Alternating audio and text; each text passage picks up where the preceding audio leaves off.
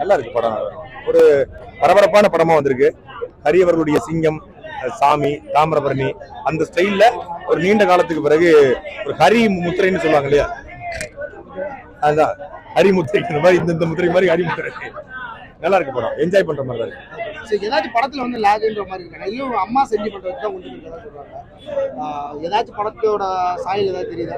இல்ல அப்படிலாம் இல்ல, பரபரப்பான திரைக்கதை ரொம்ப விறுவிறுப்பா கொண்டு போயிருக்காங்க. இசை வந்து அதுக்கு பலம் சேர்த்திருக்கிறது.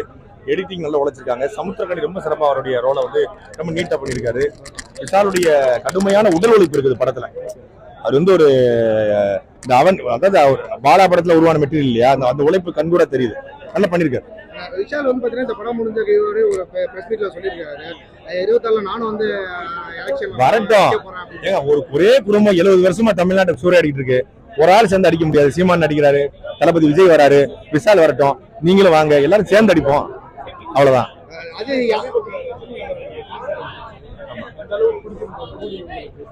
அது ஒரே ஸ்டைலா இருந்த மாதிரி இருக்கு.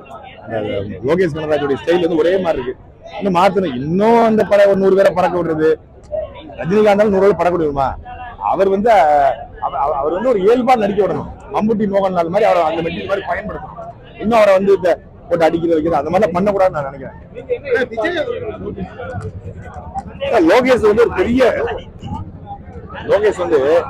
பெரிய லெவல்ல வந்து இது ரீச் ஆயிருக்காரு.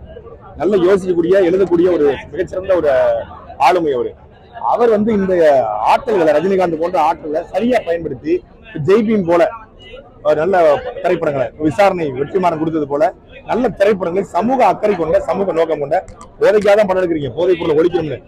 உங்க படத்தை பார்த்துட்டு போதைப் பொருள் ஒழிக்கப்பட்டிருக்கிறதா இன்னும் அதிகமா இருக்கான்னு கேள்வி இருக்கு. கஞ்சாவை தாண்டி மெத்து அப்படின்னு ஹெராயின்னு போயிட்டு இருக்கான். அதை வந்து குறைக்கிறதுக்கு நீங்க இன்னும் சமூக அக்கறையோடு படம் எடுக்கணும். அதான் என்ன சொல்ல வரான்னு தெரியலையா, கவனமா தான் தெரியாது. அதான் கோரிக்கையா வைக்கிறேன், அப்படி இருக்க கூடாதுன்னு சொல்றேன். போன எலெக்ஷன்ல வந்து விஜய் அவர்கள் வந்து இந்த சைக்கிள் பயணம் மூலமா டிஎம்கேக்கு ஒரு பெரிய சப்போர்ட் வந்து கொடுத்தாரு. அது வந்து விஜயோட ஓட்டு எல்லாமே வந்து பாத்தீங்கன்னா டிஎம்கேக்கு ஒரு பெரிய ஃபேவராகவே அமைஞ்சிச்சு. இந்த டைம் வந்து பாத்தீங்கன்னா எலெக்ஷன் வரும்போது மைக் சாங் போட்டு வந்து பாத்தீங்கன்னா ஒரு பெரிய சப்போர்ட் கொடுத்த மாதிரி இருக்கு. கண்டிப்பா நம்ம வந்து பெரிய லெவல்ல வெற்றி பெறுவோம். நிச்சயமா நாங்க கடுமையான உழைப்பு கொடுத்துருக்கிறோம். கூடுதலாக விஜய் அவர்களுடைய மறைமுகமான ஆதரவு இருக்கிறது, இளைஞருடைய ஆதரவு இருக்கிறது. நேர்மையானவங்க, நல்லவங்க எல்லாருமே இந்த முறை வந்து நாம் வச்சு வாக்கு போட்டு சொல்றாங்க. ஜூன் 4ஆம் தேதி உங்களை போல நானும் காத்திருக்கிறேன். அவரை என்னென்ன கொள்கைகளை எடுத்து வைக்கிறாருன்ற பொறுத்து அவர் விரும்பினால் நாம் தமிழ் கட்சி சேரும் சொல்லி அண்ணன் சீமானவர்கள் சொல்லியிருக்காங்க. பேச்சுவார்த்தை நடந்துதான் இருக்கு.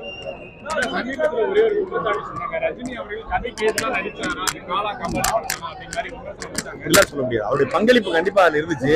காலா கபாலில ரஜினிகாந்த் முழுமையான பங்களிப்பு இருந்துச்சு. கதை கேட்காம எப்படி நடிப்பாரு? கதை கேட்காம வசனம் பேச முடியாது. ரஜினி வந்து அரசியல் புரிதல் இல்லாத ஆள் கிடையாது. அரசியல் புரிதல் கொண்டு வரலாம். அது அவரை தாழ்த்தி பேசக்கூடாது, அது தப்பு. ரொம்ப தப்பான செயல்.